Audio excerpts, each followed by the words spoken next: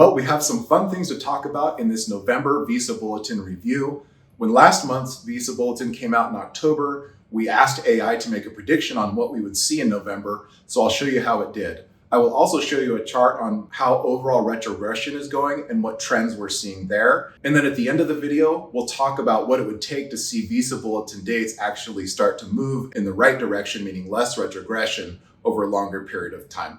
So with that, let's jump in. First, I want to show you the actual November Visa Bulletin dates so you can see exactly what happened. As always, we talk about three preference categories, EB1, EB2, and EB3, as well as three country categories, India, China, and worldwide.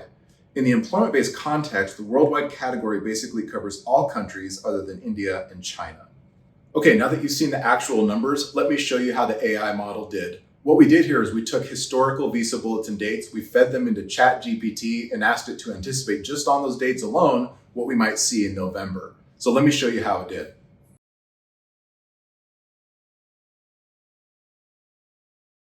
Not bad, right? Chat GPT was dead on.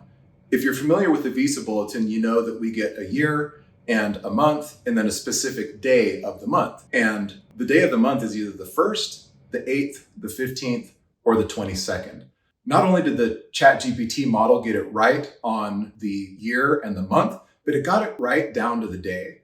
This is amazing and also a little bit terrifying, but we might be able to use this kind of a model to see what would happen in future months. Going forward, we'll see how it does. Now I'm going to show you a chart on overall retrogression. For this chart, we take the total months of retrogression for all countries and all categories and add them together. This shows the trend of overall retrogression. The higher the line goes, the longer the wait for a green card. So we want to see that line coming down, not going up like it is right now, because that means that people are generally waiting longer to get their green card. So what will it take for that line to start coming down, for us to be able to see Visa Bulletin dates moving in the right direction that we want to see? Well, there's a couple of things we could cover here. First is Congress might actually raise the annual limit of immigrant visa numbers available in the employment category. What, a guy can dream, can't he? The other thing we might see is a sustained period of layoffs and high unemployment. The last time we saw this was during what is called the Great Recession of 2007 through 2009. By October 2009, the unemployment rate was all the way up to 10%. Let me show you what happened to the Visa Bulletin during that period of time. Okay, for India, in October 2009, EB1 was current, EB2 had retrogression of 4 years and 8 months, EB3 was retrogressed 8 years and 6 months. And then the next column is for October 2010, which was a year later. EB2 was retrogressed 4 years and 5 months, so a bit of positive movement.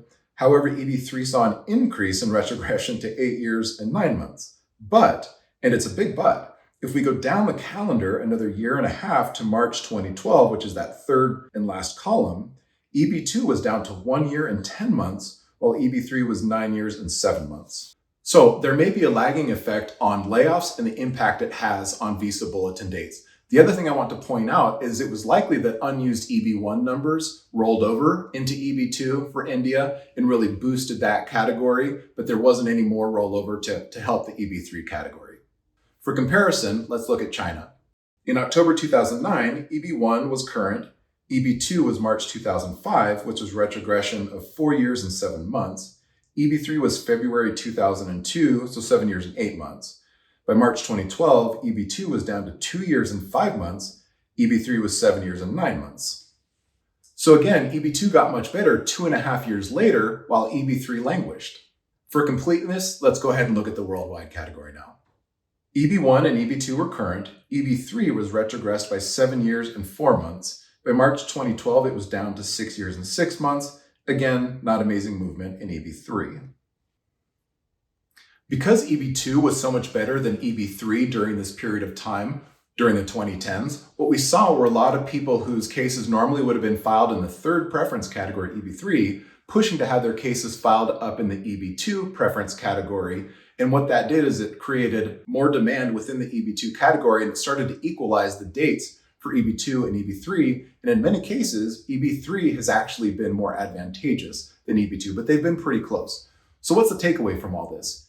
If we do see a sustained down economy, EB1 will improve first, followed by EB2 and potentially EB3, although We didn't see EB3 get really much of a boost during the Great Recession, and I don't think we want to cheer for an economy that was worse than that.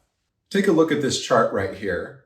This explains why that rollover phenomenon happens. To start with, look at EB4 and EB5. Any unused numbers there flow up to EB1.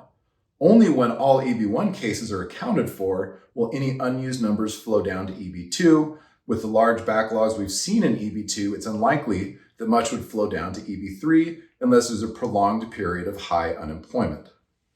The other takeaway from this, petition your congressmen and your congresswomen to raise the annual limit. It's been stuck at 140,000 for about 35 years. We need a change. It's obviously not enough to meet the demands of our national interests. We need to make a change there. Well, that was a long one. Thanks for sticking with me to the end. We'll see you next month.